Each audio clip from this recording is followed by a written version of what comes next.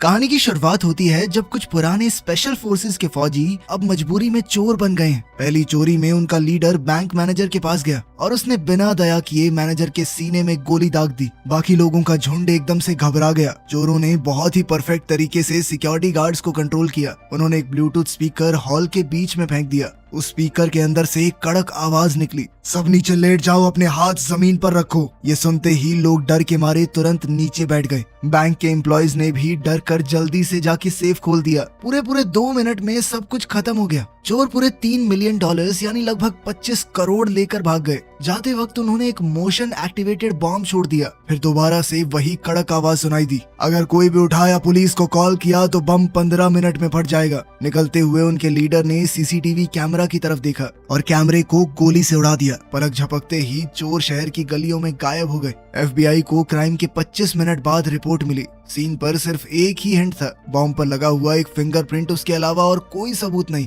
Secretary Jonathan समझ नहीं पाया कि इतनी आसानी से चोरी हो गई। उसके बाद भी चोरों ने बैंक मैनेजर को क्यों मार दिया? क्या इसके पीछे कोई बड़ा राज है? ये जानने के लिए जॉनथन सबूत ढूंढने निकला, पर उसके साथी ने बताया कि पुलिस बम ले जा चुकी है। पुलिस इस मामले में क्यों पड़ रही है ये देखकर वो चिढ़ गया। गुस्से में वो पुलिस स्टेशन गया पुलिस चीफ ब्रायन को ढूंढने के लिए और उससे सीधा पूछा कि ये FBI का केस है, इसमें टांग क्यों अड़ा रहे हो तुम, और जो भी सबूत मिले हैं उन्हें मेरे हवाले कर दो। ये सब सुनकर ब्रायन थोड़ा घबरा गया। उसने बताया कि फिंगरप्रिंट जेम्स नाम के एक आदमी का है जो पहले स्पेशल फोर्सेस में था। आज से करीब 5 साल पहले जेम्स और उसकी टीम ने कॉलेज के कुछ स्टूडेंट्स को किडनैप करके फिरौती की मांग की और फिर जब टाइम पे पैसे नहीं मिले तो सबको मार दिया। फिर फौज की एक दूसरी यूनिट गई और उन सभी बागी कमांडोज को मौत के घाट उतारा और अब जेम्स के परिवार में उसका छोटा भाई रेंजर ही बचा है। पुलिस को लगा कि जब जेम्स और उसकी टीम मर चुकी है तो जरूर रेंजर ने ही ये क्राइम किया होगा और किसी हाईटेक टेक्निक से उसने जेम्स का फिंगरप्रिंट वहां लगा दिया। पर तभी एजेंट वेल्स खबर लेकर आया कि चोरी के टाइम पर रेंजर को एक दुकान में देखा गया है,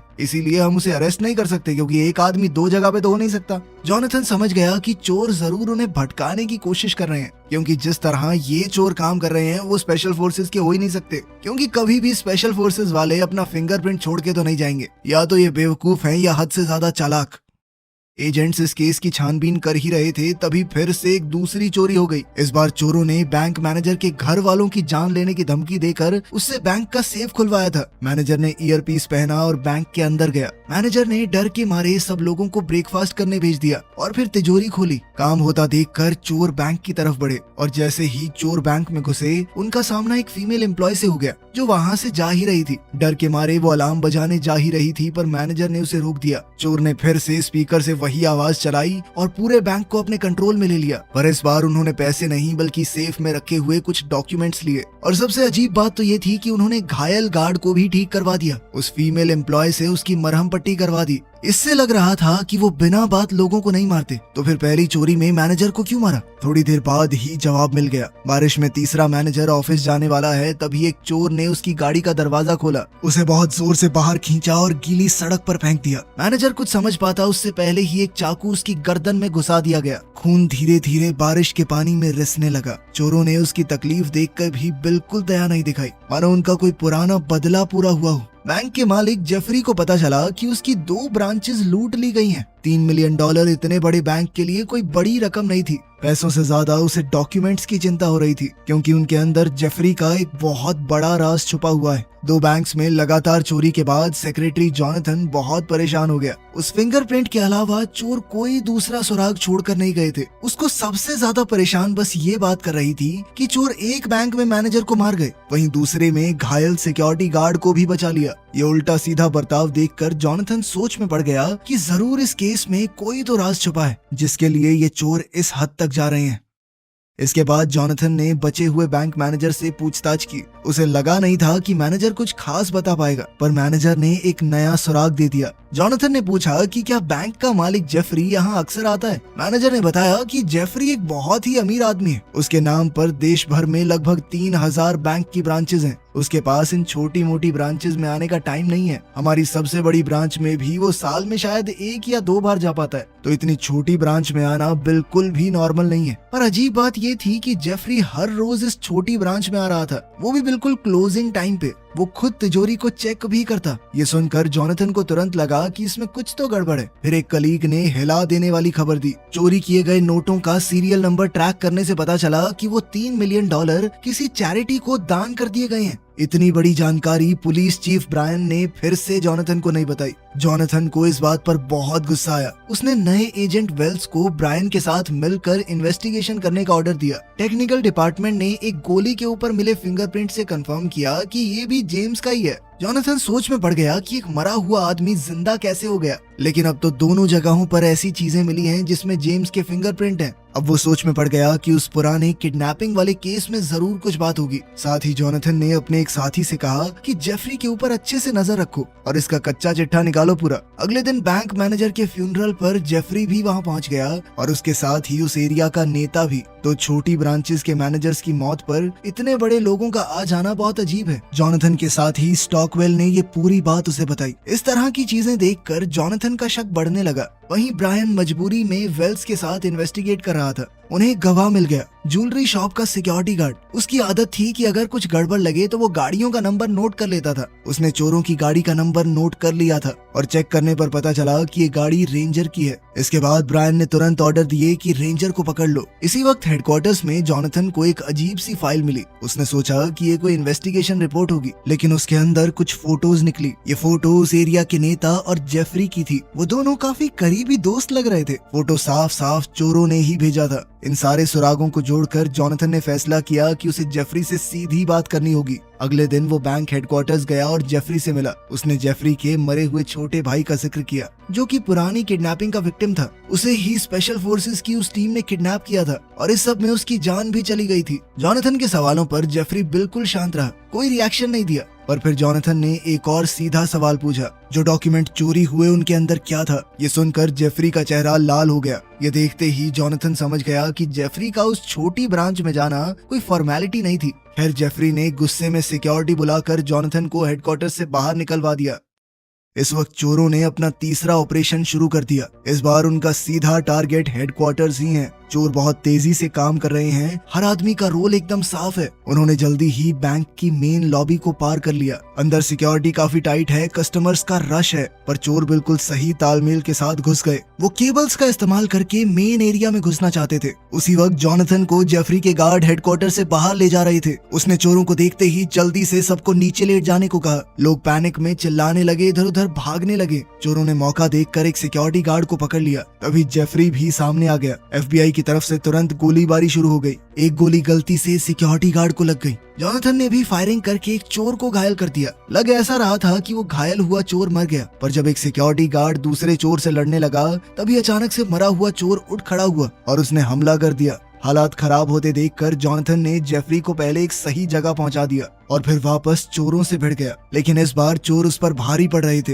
घायल सिक्योरिटी गार्ड के साथ जोनाथन ही वहां से बचकर भाग पाया। तब तक चोर अपना काम पूरा कर चुके थे। एक लंबी लड़ाई के बाद जेफरी के पास सिर्फ एक बॉडीगार्ड बचा, वो भी थकान से गिरने वाला था। सबसे हैरानी की बात ये थी कि सामने खड़े चोर ने बॉडीगार्ड के ऊपर हमला नहीं किया। शुरू से लेकर आखिर तक उनका एक ही टारगेट था, जेफरी। चोर ने तुरंत बॉडीगार्ड को अपना हथियार नीचे करने को कहा, लेकिन तभी उसके एक साथी ने वहां आकर बॉडीगार्ड के माथे में गोली दाग दी। लीडर उस पर चिल्लाया कि क्या कर रहा है तू? पर इतने में जोनाथन ने अचानक हमला करके उस कातिल चोर को मार डाला और लीडर को बंदी बना लिया। ये देखकर चोरों में से एक ने तुरंत एक फीमेल एम्प्लॉय को पकड़ लिया ताकि इस औरत के बदले वो अपने दोस्त को छुड़वा सके। बाद में दोनों तरफ बातचीत हुई और एक्सचेंज का फैसला हो गया। जोनाथन को पता है कि अगर उसने चोर को छोड़ दिया तो शायद वो खुद जिंदा नहीं बचेगा, लेकिन हैरानी की बात ये थी कि चोर ने अपना वादा निभाया। उसने जोनाथन को छोड़ दिया और अपने साथियों से कहा कि गोली मत चलाना। फिर सारे चोर बहुत जल्दी वहां से निकल गए। FBI ने पूरे क्राइम सीन को पूरी तरह सील कर दिया और मरे हुए चोर के शरीर से कोई सुराग ढूंढने की कोशिश की, लेकिन उन्हें कुछ भी नहीं मिला। बाद में टेक्निकल टीम ने बॉडी चेक की तो पता चला कि फिंगरप्रिंट्स तो मिटे हुए हैं और उस आदमी के सारे दांत तक निकाल दिए गए थे ताकि उसकी पहचान कभी ना हो सके। ये चोर बहुत सटीक तरीके से काम करते थे। ये देखकर अब एजेंट्स को भी लग रहा था कि शायद ये लोग पुराने स्पेशल फोर्सेस के ही बंदे हैं। इसी दौरान ब्रायन को एक कॉल आया। उसके ऑफिसर ने बताया कि रेंजर मिल गया है। ब्रायन और वेल्स तुरंत उस जगह पहुंच गए, लेकिन कमरे के अंदर उन्हें सिर्फ रेंजर की भाभी मार्था मिली। उसने बताया कि जेम्स की मौत के बाद जब भी रेंजर मिलने आता है वो उसके घर कुछ पैसे देकर जाता है ताकि बच्चों का गुजारा हो सके। ब्रायन को लगा कि यहाँ से कुछ नहीं मिलेगा। तभी उसे एक और रिपोर्ट मिली कि रेंजर एक पुराने घर में देखा गया है, शायद वहीं पे बाकी चोर भी छुपे हों। लेकिन ब्रायन ने ये बात वेल्स को नहीं बताई। पता चला कि ब्रायन की पत्नी बहुत लंबे समय से कैंसर से लड़ रही है और ब्रायन की छोटी सी सैलरी में उसका इलाज होना मुमकिन नहीं। अपनी पत्नी का दर्द याद करके ब्रायन और मजबूर हो गया और उसने एक बड़ा फैसला लिया। अगली सुबह जॉनथन को एक अनजान फाइल मिली, ये भी चोरों ने भेजी थी। फाइल देखकर जॉनथन हिल गया। उसमें जेफरी के सारे जुर्म लिखे हुए थे। जो राज जेफरी इतने सालों से छुपा रहा था वो पूरी तरह नंगा हो गया। पता चला कि सालों पहले जो बड़ी किडनैपिंग हुई थी वो जेफरी ने ही प्लान की थी। उसका मकसद था कि उसके परिवार की जायदाद पूरी तरह उसे मिल जाए, कोई बंटवारा ना हो। जेफरी ने एक बड़े मिलिट्री ऑफिसर को पैसे देकर एक झूठे टेररिस्ट को रोकने का ऑर्डर बनवाया। जेम्स की स्पेशल फोर्सेस टीम को तुरंत इस ऑपरेशन पर भेज दिया गया। टीम ने सोचा कि वो असली आतंकवादी को मारने जा रहे हैं, इसीलिए उन्होंने जल्दी से घर पर रेड की और अंदर मौजूद सभी लोगों को खत्म कर दिया। पर मिशन के बाद उन्हें पता चला कि वो आतंकवादी नहीं थे बल्कि बिना हथियारों के कॉलेज स्टूडेंट थे। उनमें जेफरी का छोटा भाई भी था। टीम को इस बात पर यकीन नहीं हुआ। उन्हें लगा कि ऑर्डर गलत था। उन्होंने तुरंत ऊपर रिपोर्ट भेजी, लेकिन इससे पहले सच सामने आता एक दूसरी स्पेशल फोर्सेस टीम ने उन पर हमला कर दिया। जेम्स की टीम तैयार नहीं थी और अचानक से हुए हमले की वजह से वो एक एक करके मरते गए। जेफरी के भाई के मरने के बाद पूरी जायदाद उस अकेले को मिल गई। उसने फौज के कुछ अफसरों को बहुत सारे पैसे खिलाकर जेम्स और उसकी टीम को गद्दार घोषित करवा दिया ताकि उसका क्राइम छुप जाए। अपने प्लान को परफेक्ट बनाने के लिए जेफरी ने पहले ही जेम्स की टीम के 3 आदमियों को खरीद लिया था। 2 वो बैंक मैनेजर्स थे जो चोरों ने बाद में मार दिए और तीसरा वो नेता जो जेम्स के अंतिम संस्कार पर आया था। इन तीनों ने मिशन वाले दिन कुछ न कुछ बहाना लगा के छुट्टी ले ली और बाद में अपने ही साथियों के खिलाफ गवाही दी। जेम्स की टीम के खत्म होने के बाद जेफरी ने इन तीनों को अपनी टीम में लिया। एक को नेता बना दिया और 2 को बैंकिंग सिस्टम में डालकर मैनेजर। इसीलिए इन तीनों का रिश्ता इतना गहरा था। जेफरी को लगा था कि उसका राज जिंदगी भर दबा रहेगा। वो इतने समय से एक अमीर और ताकत भरी जिंदगी जीता रहा, लेकिन ये पक्का करने के लिए कि उसके साथ ही उसे धोखा ना दें, उसने सबूत छुपा कर रखे थे जो अगर सामने आए तो सब पकड़े जाएंगे। लेकिन अब ये सबूत बाहर आ चुके थे और इस सब के पीछे जो लोग हैं वो उसी मिशन के बचे हुए स्पेशल फोर्सेस सोल्जर्स थे। उन्हें धीरे धीरे समझ आया कि जेफरी ने उनका इस्तेमाल किया है। उसने उनके हाथों अपने ही फौजी भाइयों को मरवा दिया। इस बात ने उन्हें कभी चैन से रहने नहीं दिया। आर्मी से निकलने के बाद इन सब ने साथ मिलकर बदला लेने का फैसला किया। उनका इरादा सीधा था, जेफरी और उसके साथियों को सजा देना। जॉनथन को पूरी सच्चाई समझ आ गई। उसने एक प्लान बनाया और सोचने लगा कि रेंजर का भी इसमें कोई तो कनेक्शन होगा और जो पैसा रेंजर मार्था को देता है वो शायद वही चोरी का पैसा है। उसने अपने साथियों को इस सब की छानबीन करने को कहा। साथ ही ब्रायन भी रेंजर को ट्रैक कर रहा था। उसने कंफर्म किया कि पैसा पुराने घर में ही छुपा हुआ है। ब्रायन और उसके एक ऑफिसर ने सुबह होने से पहले वहां से पूरा पैसा निकालने का प्लान बनाया। जैसे जैसे इन्वेस्टिगेशन गहरी होती गई, सभी बड़े टीवी चैनल्स पुरानी सच्चाई सबके सामने दिखाने लगे। जेम्स और उसकी टीम पर जो जुल्म हुआ था वो साफ हो गया। जेफरी ने जब ये खबर देखी तो वो समझ गया कि उसका बुरा समय शुरू हो चुका है। वो जल्दी जल्दी सामान बांधकर भागने की तैयारी करने लगा। जॉनथन ने भी उसका प्लान समझ लिया। उसने अपने साथी वेल्स से कहा कि जेफरी के नाम पर अगर कोई प्लेन बुक्ड हो तो उसकी जांच करो ताकि वो यहाँ से भाग ना सके। दूसरी तरफ जॉनथन खुद उस बार में गया जहाँ जेम्स की गर्लफ्रेंड काम करती है। उसे शुरुआत से ही शक था कि जेम्स जिंदा है। सुबह सुबह ब्रायन अपने साथियों से मिलने गया। एन मौके पर उसका मन बदल गया। उसने अपने दोनों साथियों से कहा कि छोड़ो ये सब, ये नहीं करते। पर उसके साथ ही पैसों के लालच में अंधे हो चुके थे। उन्होंने ब्रायन की बात बिल्कुल नहीं सुनी। उधर जॉनथन को बार के अंदर ही जेम्स मिल गया। सामने जिंदा खड़े जेम्स को देखकर उसका शक सच में बदल गया। फिर वो जेम्स को FBI हेडक्वार्टर्स में ले गया और पूछताछ शुरू हुई। सारे सुराग देखकर जॉन ने अंदाजा लगाया कि शायद बदला लेने के लिए जेम्स ही चोरों का हेड बन गया, लेकिन जेम्स ने इस बात से साफ इनकार कर दिया। उधर ब्रायन भी अपने दोनों साथियों से लड़कर अलग हो गया, लेकिन वो दोनों अभी भी पैसे चुराना चाहते थे। लेकिन उस पुराने घर में जाकर उन्हें अपनी आंखों पर विश्वास ही नहीं हुआ। जहां उन्हें लाखों करोड़ों रुपए मिलने की उम्मीद थी वहां पैसा था ही नहीं। तभी अचानक उनके कानों में पुलिस के सायरन तेजी से बजने लगे। उन दोनों में से एक ने फौजियों पर गोली चलानी चाहिए, पर पुलिस ने उसे वहीं ढेर कर दिया। दूसरे ने ये सब देखा तो हाथ उठाकर सरेंडर कर दिया, जिसके बाद उसे भी गिरफ्तार कर लिया गया। तभी FBI में जॉनथन को खबर मिली कि ब्रायन के आदमी भी पकड़ लिए गए हैं। तभी ब्रायन भी वहां पहुंच गया। जॉनथन ने हंसकर कहा कि तुम अपना गुनाह मानने आए हो, सच सच बताओ तुम्हें कैसे पता कि पैसा कहाँ छुपा है। ब्रायन ने कहा कि मेरे एक इन्फॉर्मर ने बताया था मुझे, तुम्हारे साथी वेल्स को भी इस सब के बारे में पता था। ये सुनकर जॉनथन एकदम चुप हो गया। उसके साथी ने कभी इस बात का जिक्र नहीं किया। कुछ गलत होने का एहसास होते ही जॉनथन ने तुरंत वेल्स की फाइल चेक की। फाइल में लिखा था कि वेल्स उसी स्पेशल फोर्सेस यूनिट का हिस्सा था जिसे जेफरी ने इस्तेमाल किया था। मिशन के बाद वेल्स ने अचानक आर्मी छोड़कर FBI ज्वाइन कर ली। जॉनथन को अब सब कुछ समझ आ गया। वेल्स को तो शुरुआत से सब कुछ पता था। उसने ही अपनी पावर का गलत इस्तेमाल करके चोरों को सुराग दिए ताकि वो जेफरी से बदला ले सके, यानी कि वही असली मास्टरमाइंड चोर है। अब पूरा सच सामने आ गया था। जॉनथन ने तुरंत वेल्स को पकड़ने का ऑर्डर दे दिया। पुलिस गाड़ियां तेजी से उसे पकड़ने निकल पड़ी। उधर स्टॉकवेल ने जेफरी की लोकेशन का पता लगा लिया था। दोनों जेफरी को पकड़ने गए पर देर हो गई। जेफरी हेलीकॉप्टर लेकर भाग चुका था। चोरों का बदले का प्लान पूरा नहीं हो पाया। ये देखकर वेल्स अपने गुस्से पर काबू नहीं रख पाया। वो धड़ाधड़ हेलीकॉप्टर पर गोलियां चलाने लगा। ये देखकर स्टॉकवेल कहने लगा, तू पागल हो गया है क्या? क्या कर रहा है? वो बोल ही रहा था कि इतने में वेल्स के सभी साथी बंदूकें लेकर वहां आ गए। ये देखकर तो स्टॉकवेल भी समझ गया कि असल मास्टरमाइंड वेल्स ही है। वो हर तरफ से घिर चुका था, फिर भी उसने पूरा जोर लगाया। उसने लड़कर अपने आसपास के चोरों को गिरा दिया और वेल्स को जमीन पर फेंका। उसके धोखे से स्टॉकवेल को बहुत गुस्सा आ रहा था और वो गुस्से में उसे पीटने लगा। इतने में एक चोर ने राइफल का बट स्टॉकवेल के सर पे मारकर उसे बेहोश कर दिया।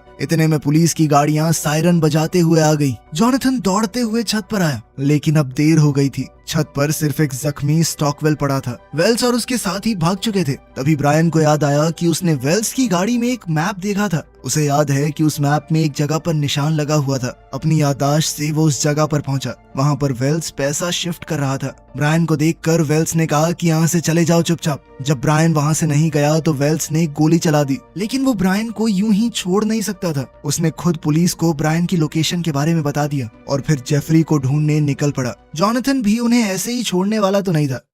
कुछ महीने बाद उन्हें मेक्सिको में जेफरी का पता लग गया। जॉनथन को यकीन था कि वेल्स भी यहीं होगा। वो अकेला ही उसे ढूंढने निकल पड़ा। जब दोनों दोबारा मिले तो जॉनथन की आंखों में वेल्स के लिए दया, गुस्सा, दर्द सब कुछ मिला हुआ था। वेल्स ने जॉनथन को बताया कि इतने सालों से हम अंदर ही अंदर मर रहे थे। उस मिशन वाले वक्त मुझे लगा था कि कुछ तो गड़बड़ है, लेकिन एक फौजी को अपना दिमाग बंद करके सीधा ऑर्डर्स फॉलो करने पड़ते हैं, यही हमारा फर्ज है। लेकिन उस दिन की हुई गलती ने मुझे कभी चैन से सोने तक नहीं दिया। जब उनका मिशन आगे बढ़ा तो वेल्स के दिल का डर और ज्यादा बढ़ गया। आखिर में सिर्फ जेम्स जिंदा बचा था। जेम्स की आंखों में डर देखकर वेल्स को पूरी तरह यकीन हो गया कि उसका शक बिल्कुल सही था। उन सबको ऊपर वाले लोगों ने इस्तेमाल किया था। सच जानने के बाद वेल्स और उसके साथियों ने जेम्स की लाश उठाने का नाटक किया और कम से कम उसे बचा लिया। लेकिन बेचारे जेम्स के पास जिंदा रहकर भी बचा क्या? वो अपनी पहचान तक खो बैठा। जो आदमी अपने देश के लिए जान देने को तैयार था, वो अब अपनी जिंदगी अपने ही देश में छुप कर गुजार रहा है, जबकि वेल्स और उसके साथी अपने ही दोस्तों को मारने के दर्द के साथ जी रहे थे।